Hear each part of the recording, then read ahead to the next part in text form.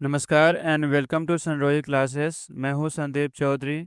इस वीडियो में हम टेंस का परिचय करेंगे और इसमें हम टेंस के बारे में कुछ बेसिक चीज़ों को समझने की कोशिश करेंगे ताकि आने वाले वीडियो में आपको अच्छे तरीके से समझ में आए। तो चलिए बिना किसी देरी का इस वीडियो को शुरू करते हैं।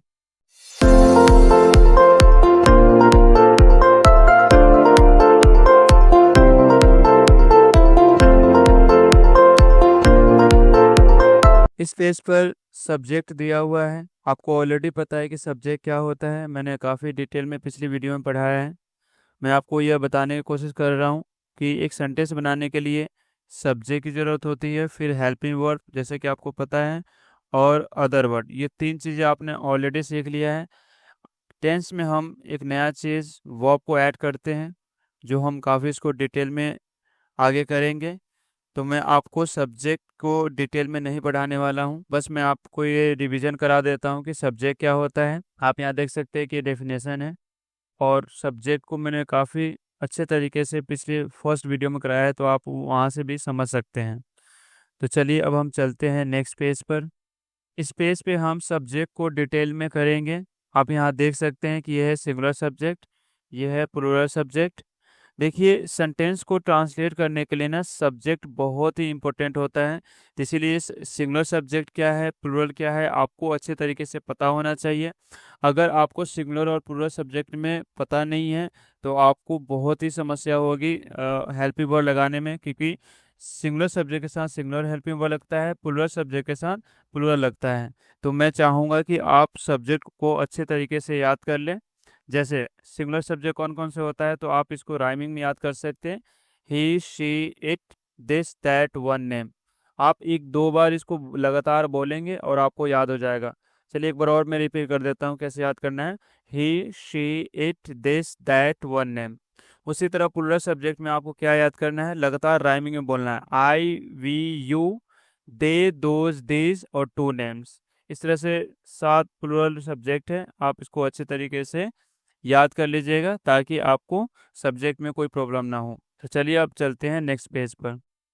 यहाँ पर सहायक क्रिया यानी हेल्पिंग वर्ब्स, इसको मेन वर्ब भी बोलते हैं। मैं काफ़ी आपको डिटेल में नहीं पढ़ाने वाला हूँ हेल्पिंग वर्ब और मेन वर्ब में क्या अंतर है, क्योंकि मेरा बस उद्देश्य है कि आपको मैं ट्रांसलेशन सिखाऊं ताकि आप अच्छे तरीके से इंग्लिश को सीख पाए। तो चलिए अब हम चलते हैं नेक्स्ट पेज पर। इस पेज पे है टाइप्स ऑफ सेंटेंस। इसको भी मैंने काफ़ी अच्छे तरीके से फर्स्ट वीडियो में पढ़ा रखा है। जैसे कि आपको पता है, पहला होता है अफर्मेटिव या simple, negative, interrogative, WH family. इन चारों में क्या अंतर होता है, इंट्रोगेटिव और डब्ल्यूएच फैमिली में क्या अंतर है, ये सबको मैंने डिटेल में फर्स्ट वीडियो में पढ़ा रखा है। बस इंट्रोडक्शन पार्ट में ये सब ज़रूरी होता है, इसलिए मैंने आपको एक बार रिवाइज करवा दिया है। तो चलिए अब हम चलते हैं नेक्स्ट पेज पर। यहाँ पर है सेंटेंस को काफ़ी डिटेल में करवाया गया है कि सिंपल सेंटेंस क्या होता है, नेगेटिव क्या होता है और इंटेरोगेटिव क्या होता है। उसके बाद आप डब्ल्यूएच फैमिली सेंटेंस को भी देख सकते हैं, उसको पढ़कर समझ सकते हैं। तो चलिए अब हम चलते हैं नेक्स्ट पेज पर। यहाँ पर लास्ट में क्या है, डब्ल्यूएच फैमिली वर्ड्स हैं। इस डब्ल्यूएच फैमिली वर्ड्स को भी फर्स्ट वीडियो में मैंने करवा रखा है, लेकिन यहाँ पर लेने का मेरा उद्देश्य ये है कि डब्ल्यूएच फैमिली वर्ड्स बहुत से स्टूडेंट को याद नहीं रहता है। तो मैंने यहाँ पर 3-3 वर्ड्स को बांट रखा है ताकि आप इसको राइमिंग में 3-3 वर्ड्स को याद करें, क्योंकि ये रूट्स होता है। इसी रूट वर्ड से 55 के आसपास डब्ल्यूएच फैमिली वर्ड्स बनते हैं। अगर आपको ये रूट वर्ड्स याद होगा तभी आप उसको बना पाएंगे और आगे की जो डब्ल्यूएच फैमिली है उसको अच्छे तरीके से सीख पाएंगे। तो चलिए एक बार हम इसको देखते हैं कि याद कैसे करना है। हु, हुज, होम, ये तीनों एक राइमिंग में आ रहा है, तो आप इस तरह से बोलकर 2 बार 3 बार याद कर सकते हैं। नेक्स्ट देखिए, विच, वैन, वेयर, और लास्ट में आ जाता है व्हाट, हाउ, व्हाई। ठीक है, एक बार और मैं रिपीट कर देता हूँ कैसे याद करना है। पहले आपको एक बार में 3 याद करना है, who, whose, whom, which, when, where, और लास्ट में व्हाट, हाउ, व्हाई। इस तरह से आपको लगातार 5 से 10 बार बोलना है और आपको ये पूरे डब्ल्यूएच फैमिली वर्ड से कंठस्थ हो जाएगा, याद हो जाएगा। तो चलिए अब हम चलते हैं नेक्स्ट पेज पर। तो आप इस पेज पे देख सकते हैं कि अब हमारा टेंस शुरू हो चुका है। तो इस पेज पे हम टेंस के परिचय के बारे में देखेंगे। पहले हम इसका डेफिनेशन देखते हैं। हिंदी वाक्य में टेंस को काल कहा जाता है। काल क्रिया का वह रूप है जो किसी कार्य या घटना के समय को दर्शाता है। दूसरे शब्दों में काल हमें बताता है कि कोई काम कब हुआ, कब हो रहा है, कब होगा। अब यहाँ पे समझिए कि जो ये काल है, काल को ही समय बोलते हैं। ठीक है, मतलब कौन सा काम किस समय में हो रहा है, इसको हम बताने के लिए हम टेंस का इस्तेमाल करते हैं। आप देख सकते हैं कि प्रेजेंट टेंस में हम क्या बोलते हैं। जैसे राम स्कूल जाता है, ये प्रेजेंट टेंस है। इसी सेंटेंस को पास्ट में हम कैसे बोलेंगे, राम स्कूल जाता था या राम स्कूल गया। फ्यूचर में इसी सेंटेंस को हम क्या बोलेंगे, राम स्कूल जाएगा, मतलब अभी काम नहीं हुआ है। अब नेक्स्ट सेंटेंस देखते हैं कि वह मेरा दोस्त है, ये प्रेजेंट की है। वह मेरा दोस्त था, ये पास्ट का हो गया। और वो मेरा दोस्त होगा या बनेगा, ये फ्यूचर में है। नेक्स्ट सेंटेंस में भी आप देख सकते हैं, तुम किताब पढ़ते हो, तुम किताब पढ़ते थे, और तुम किताब पढ़ोगे। तो मैंने ये तीन तीन सेंटेंस से आपको ये समझाने की कोशिश किया है कि टेंस के जो सेंटेंस होते हैं वो कैसे होते हैं, और ये बहुत इजी है, आप इसको समझ सकते हैं। तो चलिए अब हम चलते हैं नेक्स्ट पेज पे। अब इस पेज पे हम टेंस को डिटेल में देखेंगे। आपको ऑलरेडी पता है कि टेंस टोटल 12 होते हैं।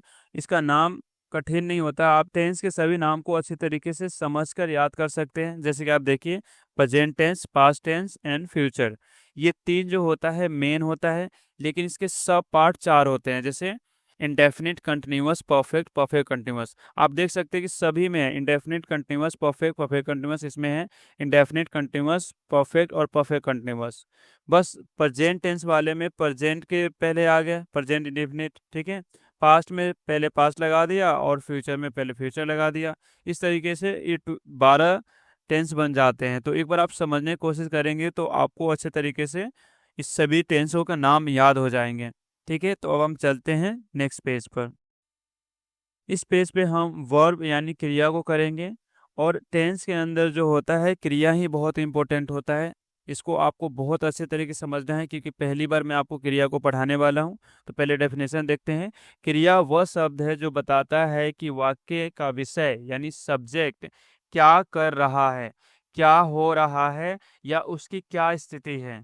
ठीक है, तो यहाँ पे आप देख सकते हैं कि एक वर्ब है खाना। ठीक है, यानी हम कुछ भी खाते हैं उसको क्रिया है। जैसे वह खाना खा रहा है, तो इसके अंदर जो खा वर्ड है ये है क्रिया। उसी तरह से जाना, ठीक है, वह स्कूल जा रहा है, तो जा इसमें क्या है, वर्ब है। सोचना, इसमें जो सोच है ये वर्ब है। जैसे वर्ब कुछ भी हो सकता है, ज़्यादातर के शब्द में लास्ट में ना लगता है। जैसे आप देख सकते हैं, मैं यहाँ पे कुछ लिख सकता हूँ, उठना, पढ़ना, लड़ना, झगड़ना, झगड़ना। तो इस तरह से जितना भी ना ना आता है ना, सभी ये वर्ब होता है। देखिए वर्ब बहुत ही आसान होता है। अगर आप बार बार सेंटेंस को देखेंगे तो वर्ब आपको समझ में आ जाएगा, कोई बड़ी बात नहीं है। तो चलिए अब चलते हैं नेक्स्ट पेज पर। ये जो पेज है इस पे मैं आपको वर्ब्स के फॉर्म्स पढ़ाऊंगा, और ये काफ़ी इम्पोर्टेंट है। आपको बहुत ही ध्यान से इस पेज को देखना है। जो मैं आपको समझाने की कोशिश कर रहा हूँ उसको आप समझिए, क्योंकि एक बार आप इसको समझ जाते हैं आपको फिर टेंस में कोई प्रॉब्लम नहीं होगा। यही मेन इम्पोर्टेंट चीज़ है, उसके बाद सब आपको लिए इजी रहेगा। तो चलिए सबसे पहले हम समझते हैं वर्ब के फॉर्म्स को, यानी वर्ब्स के 5 फॉर्म होते हैं। पहला होता है first form, second form, third form, fourth form and fifth form. ये वी का मतलब वर्ब होता है। तो देखिए फर्स्ट फॉर्म में क्या होता है कि सिंपल फर्स्ट फॉर्म में गो, प्ले, फ्लाई, स्टे, अप्लाई, इस फर्स्ट फॉर्म है।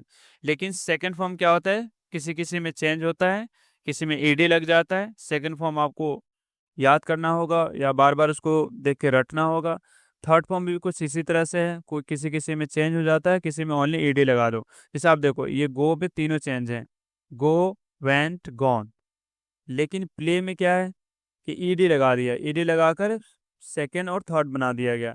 तो क्या होता है, सेकेंड और थर्ड में ज़्यादातर बच्चों को याद ही करना पड़ता है। आप उसमें दिमाग लगा सकते हो, ईडी वाले को अलग छाट लीजिए और अलग अलग जो चेंज है उसको अलग कर लीजिए, फिर इसको बार बार पढ़ेंगे तो याद हो जाता है। मुझे मेन चीज़ समझाना क्या है कि आपको वर्ब की फोर्थ फॉर्म कैसे बनाते हैं और फिफ्थ फॉर्म कैसे बनाते हैं। सबसे ज़्यादा इंपॉर्टेंट फिफ्थ फॉर्म वाला है।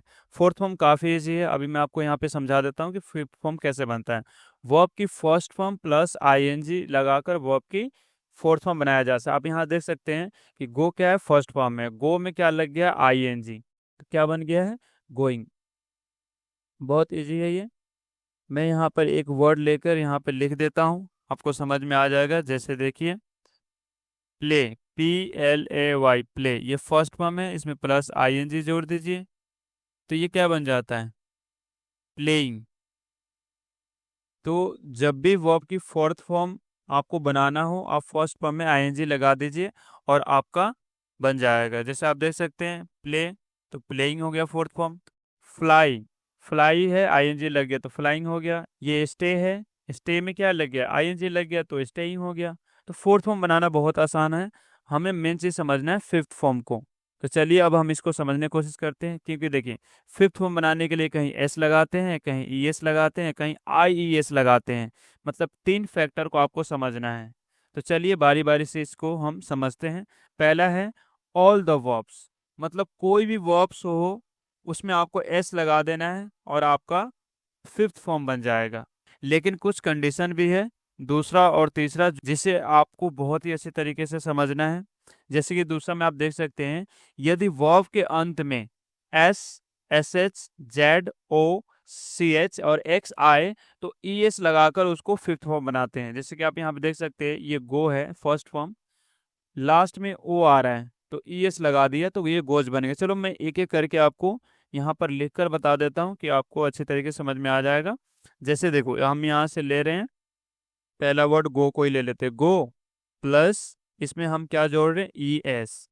ई एस क्यों जोड़ रहे हैं, क्योंकि जी के लास्ट में ओ आ रहा है, यहाँ पे दे रखा है ना कि ओ, तो ओ में क्या जोड़ना है, ई एस को जोड़ दो तो आपका बन जाएगा गोज, GOES, गोज। ये आपका फिफ्थ फॉर्म बन गया। इसी तरह मैं एक और यहाँ पर लेकर समझाता हूँ। जैसे टीच, टीच मीन्स आपको पता है, टीच मीन्स होता है पढ़ाना। आप देख सकते हैं कि यहाँ पर जो CH है लास्ट में आया है तो आप इसमें S नहीं लगा सकते, इसके अंदर आएगा प्लस ES, क्योंकि लास्ट में CH है तो क्या बन जाएगा, ये टीचेस। तो इस तरीके से हम फिफ्थ फॉर्म को बनाते हैं ES लगाकर। अब हमें मेन इंपॉर्टेंट चीज समझना है, IES लगाते हैं। मतलब IES को कब लगाते हैं, तो आप यहाँ देख सकते हैं कि Y पर समाप्त होने वाले वर्ब्स, मतलब कोई भी वर्ब्स हो लास्ट में Y पे समाप्त होता है तो हम उसको कैसे Y को हटाकर IES लगाते हैं। जैसे आप यहाँ देख सकते हैं, प्ले है, इसमें Y पे खत्म हो रहा है, फ्लाई है, स्टे है, अप्लाई है, सब लास्ट में Y पे खत्म हो रहा है, तो इसको हम फिफ्थ फॉर्म कैसे बनाएंगे।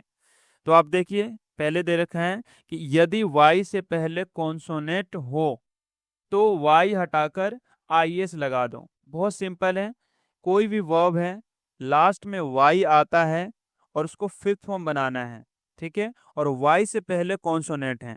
देखिए आपको वोवल्स और कॉन्सोनेंट का अच्छे तरीके से ज्ञान होना चाहिए, तभी आप इस चीज को कर सकते हैं। जैसे कि आपको पता है कि जो वोवल्स होता है, वोवल क्या क्या होता है, A, E, I, O और U, ये वोवल्स होते हैं, और जो बच गए सभी कॉन्सोनेंट होता है। मतलब वोवेल्स एंड कॉन्सोनेंट की आपको समझ होनी चाहिए, तभी आप ये कर सकते हैं। तो देखिए मैं यहाँ पर कुछ वर्ड्स लिखता हूँ। जैसे फ्लाई, FLY, फ्लाई, यहाँ पर भी फ्लाई लिखा हुआ है तो फ्लाई लिख दिया। अब लास्ट में वाई आ रहा है, अब यहाँ ध्यान से देखिए कि वाई से पहले एल है, एल क्या है, कॉन्सोनेंट है, तो हम क्या करेंगे, वाई को हटाकर IES लगा देंगे और हमारा ये बन जाएगा फिफ्थ फॉर्म।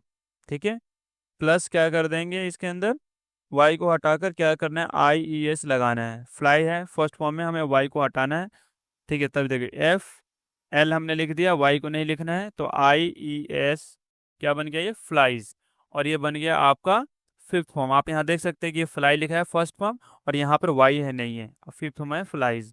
इसी तरह बहुत सारे वर्ड है जो मैंने एग्जाम्पल में दे रखा है, ड्राई, इसमें भी वाई से पहले आ रहा है, क्राई में वाई से पहले आ रहा है, अप्लाई में L आया है, स्टडी में D आया है, एंड D कॉन्सोनेंट है, तो सभी में ये बन जाएगा ड्राई बन जाएगा ड्राइज, क्राई बन जाएगा क्राइज, रिप्लाई बन जाएगा रिप्लाईज, और स्टडी बन जाएगा स्टडीज। तो मैं स्टडी को लेकर एक बार फिर से बता देता हूँ कि कैसे बनेगा। फर्स्ट फॉर्म लिखना है स्टडी। अब इसको हमें फिफ्थ फॉर्म बनाना है, तो वाई को हटाएंगे, क्यों? क्योंकि वाई से पहले जो डी है, डी ये कॉन्सोनेंट है, इसीलिए हम क्या करेंगे, वाई को हटाकर आई एस लगाएंगे। देखिए बहुत इजी है, आई ई एस। इसको हम जब करेंगे तो एस टी यू डी। अब वाई को हटा के हम क्या करेंगे, आई ई एस हमने लगा दिया, क्या बन गया, स्टडीज। इस तरह से हम फिफ्थ फॉर्म को बनाते हैं। नेक्स्ट आप देखिए, यदि वाई से पहले वोवल हो, ठीक है, तो केवल एस जोड़ा जाता है। आप यहाँ देख सकते हैं, ये जो प्ले है, प्ले में हमने वाई को नहीं हटाया और हमने सिर्फ एस लगाया है, क्यों? क्योंकि वाई से पहले ए आया और ये क्या है, ए वोवल है, इसीलिए हम एस लगाएंगे। तो आपको बस वर्ड्स में ये देखना है कि लास्ट में वाई आनी चाहिए और उससे पहले ए आए या यू आए, यू भी वोवल है, ए आए, ई आए, कुछ भी आए, लेकिन वोवल आना चाहिए। वाई से पहले वोवल आना चाहिए, तभी आप एस लगाएंगे। वाई से पहले कॉन्सोनेंट है तो आपको आई एस लगाएंगे। तो हम एक यहाँ पर कर लेते हैं फिर से, जैसे स्टे, स्टे वहाँ ऊपर भी लिखा हुआ है स्टे। स्टे में हमें क्या करना है, बस एस जोड़ना है, क्यों? क्योंकि वाई से पहले ए आया है, बराबर क्या हो गया, स्टेज। और इस तरह से आपका ये फिफ्थ फॉर्म बन गया। तो मैं आशा करता हूँ कि आपको वर्ब्स के पूरे फॉर्म समझ में आया है, फोर्थ फॉर्म को कैसे बनाते हैं, फिफ्थ फॉर्म को कैसे बनाते हैं, आपको अच्छे तरीके से समझ में आया है। यदि आपको समझाने के बाद भी कहीं समस्या आ रही है तो आप कमेंट बॉक्स में पूछ सकते हैं। तो चलिए अब हम चलते हैं नेक्स्ट पेज पर। इस पेज पे मैंने क्या किया कि बहुत सारे वर्ब्स को ले लिया है, जो आप देख सकते हैं, बोलना, जाना, देखना, आना, सोचना, चाहना, ये सभी समय ज़्यादातर ना आता है, ये सभी वर्ब्स हैं। और इन सभी वर्ब्स के फॉर्म्स के अकॉर्डिंग हम टेंस में इस्तेमाल करते हैं और सेंटेंस को हम बनाते हैं। ये सभी वर्ब्स का आपको अच्छे तरीके से ज्ञान होना चाहिए। मैं आशा करता हूँ कि आपको यह वीडियो काफ़ी अच्छे तरीके से समझ में आया है। यदि अभी भी आपको वर्ब में कहीं समस्या है तो आप कमेंट करके पूछ सकते हैं। इसी के साथ ही वीडियो को समाप्त करते हैं। धन्यवाद।